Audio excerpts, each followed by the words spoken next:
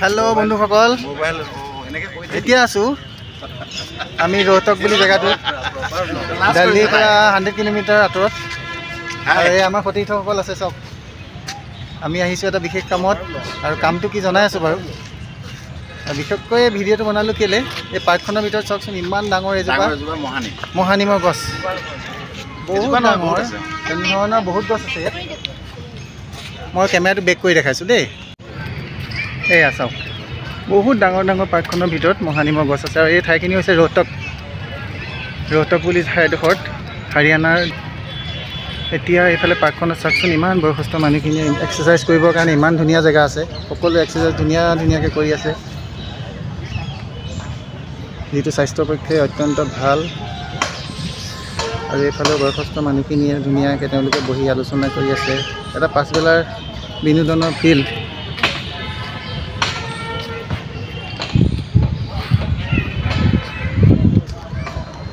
এইফালেও আছে সুন্দৰকৈ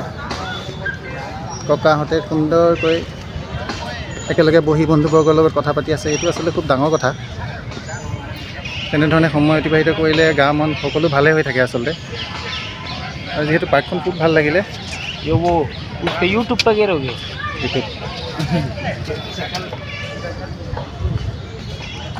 আৰু যেহেতু ইয়াতো মই বহুতখিনি এক্সাৰচাইজ কৰি ল'লোঁ নিজেও কৰি ল'লোঁ আৰু তেওঁলোকক বৰ ভাল লাগিলে ইমান আনন্দ মনে ইয়াত প্ৰেক্টিছ কৰি আছে এইগৰাকী আইতা চাওক কিমান বয়সীয়াল হয়তো 90-80 বয়স হ'ব পাৰে 90-80 ইয়াৰ্ছ আৰু তেওঁলোকে সুন্দৰভাৱে প্ৰেক্টিছ কৰি আছে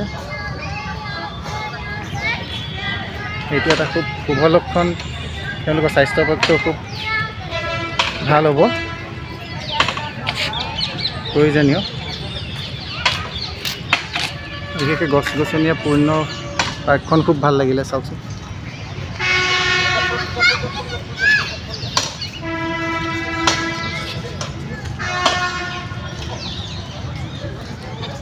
আৰু এই আইতা কেইগৰাকী চাওকচোন ইমান ধুনীয়াকৈ বিচনী মাৰি মাৰি কথা পাতি আছে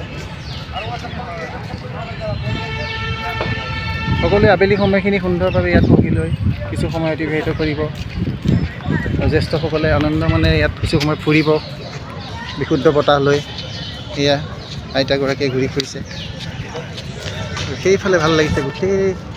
বয়সীয়াল ককাসকলে একেলগে বহি বিভিন্ন গপচপ কৰি আছে এইটোৱে তেওঁলোকৰ স্বাস্থ্যৰ বাবে খুব প্ৰয়োজনীয় কথা হ'ব আচলতে আমি ভাবোঁ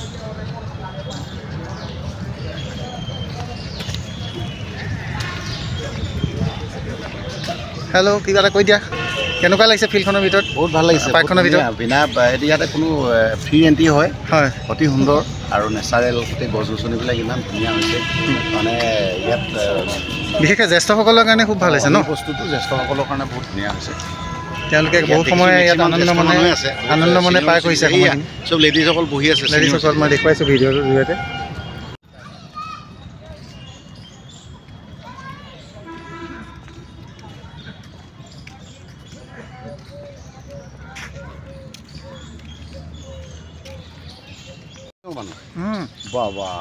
সেইকাৰণে ভাল লাগিছে ন এখন এখন ডাঙৰ প্লেটফৰ্ম হৈছেতো তেওঁলোকৰ কাৰণে সেয়া বহি আছে সেইফালে একদম একজুম বহি আছে আমাৰ তাত এইবোৰ এনেকৈ আমাৰ তাত বস্তু বনাই দিয়ে কিন্তু মানে ভালকৈ নাৰাখে মানুহে ভালকৈ নাৰাখে সেই কথাটোৰ কাৰণে দিগদাৰ আমাৰ অসমৰ মানুহৰ নিচিনা মানুহ পৃথিৱীত নাই না পাৰ্কখন বহুত ধুনীয়া লাগিছে ইমান ডাঙৰ ডাঙৰ গছ গছনি আছে হয়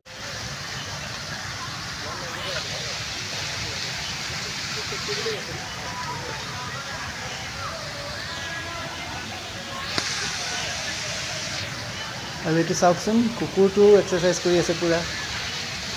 সকলোকে দেখিছে যিহেতু সি আৰু সিও ব্যস্ত হৈ গৈছে এক্সাৰচাইজ কৰাত is the most health conscious dog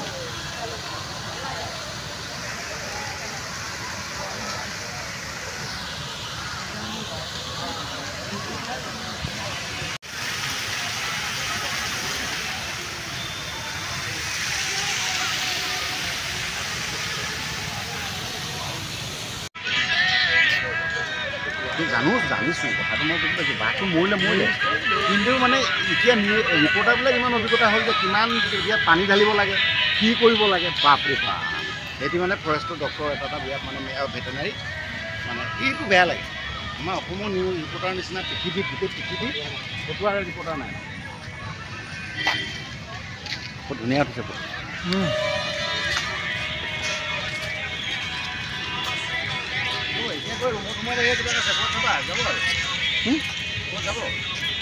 আৰু এইফালে চাওকচোন সকলো লোক ইমানেই স্বাস্থ্যৰ পক্ষে সচেতন কেনেধৰণে খোজ খোৱাত ব্যস্ত হৈ আছে আৰু এনেধৰণে সজাগতা থাকিলে মই ভাবোঁ সুস্বাস্থ্য অধিকাৰী হ'ব সকলো সুস্বাস্থ্য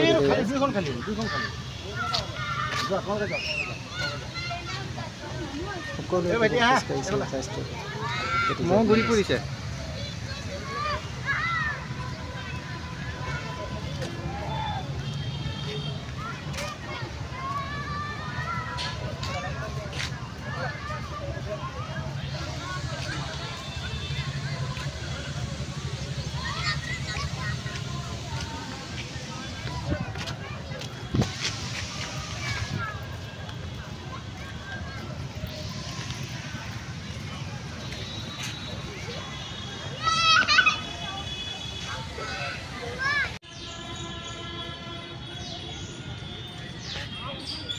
মানে এইটো এটা প্লেটফৰ্ম পাইছে নাই তেওঁলোকে বহি মেলি এয়া কথা পাতিবলৈ লাভ হ'ব চবৰে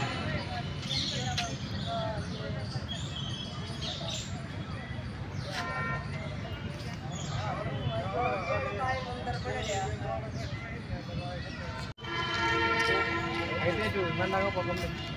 এই তলৰ ডালবিলাক চিঙি চিঙি নিয়ে মানুহে আশা কৰোঁ আমাৰ অসমতো এনেধৰণে সকলো স্বাস্থ্যৰ প্ৰতি সচেতন হওক